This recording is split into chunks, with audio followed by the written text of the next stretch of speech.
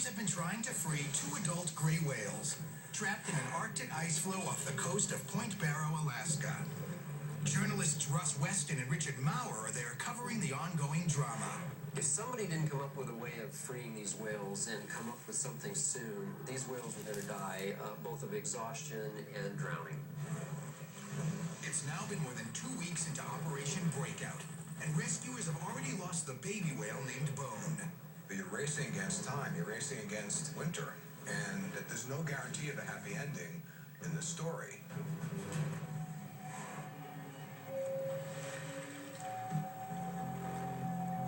The remaining 2 adult gray whales are now trying desperately to hang on.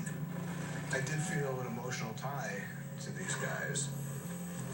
You don't want anyone to suffer or die needlessly.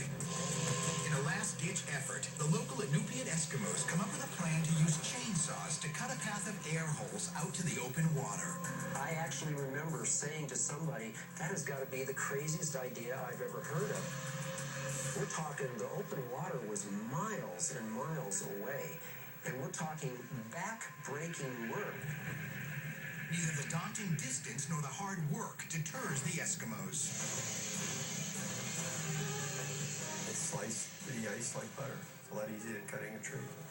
Ron Morris, a marine biologist for the National Marine Fisheries Service, heads up the rescue efforts. It was a phenomenal human effort. I don't think I've ever seen anything like it. Over the course of the next 5 days, nearly 100 Eskimos work in teams to cut more than 60 air holes. There's a lot of hard work the Eskimos were doing to get these holes built and get the whales moving. There was a lot of jubilation when the whales started moving from hole to hole. And for a moment, we thought, that's the ticket. This is going to work. They're going to head right on out. But even though this thing looked positive, even though the series of holes was working, there was disaster ahead. The floating ice fields have collided together and formed a huge pressure ridge right in their path.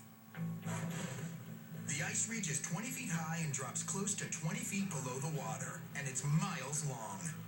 That's where it seemed insurmountable. Once again, the crews are stopped in their tracks, leaving the animals in danger of losing their lives. These whales are trying to fight to live. It became much more desperate and seemed like this may not have a happy ending.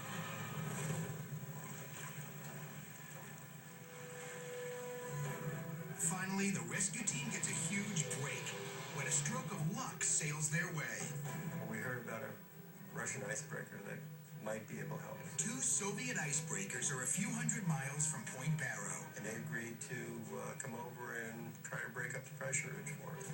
On day 18 of the rescue mission, the Soviet icebreakers arrive and get to work cutting through the massive ice field and pressure ridge. The ships carve out a channel from the open water to the 2-mile-long chain of air holes cut by the Eskimos. There was a lot of hope that this was going to be the final straw in this saga of getting the whales free.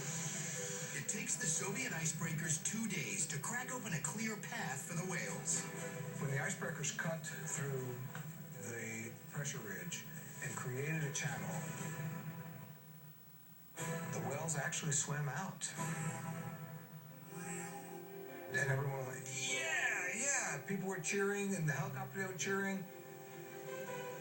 As we looked down, you could see the whales, and they were surfacing and heading out. They dove. We stayed in the air for quite a while, and we never saw them again. It was the heavy muscle of the Eskimos and the heavy iron of the Soviet icebreakers that got them out. Over the 21 days, more than $1 million is spent to save the whales. And while the loss of the youngest whale was heartbreaking, rescuers know saving the other 2 was still a giant victory. The whale rescue meant a lot to me. It was a great experience. Welcome. Thank you for your assistance. I think basically people wanted to see a happy ending to the story, and thankfully that's what occurred.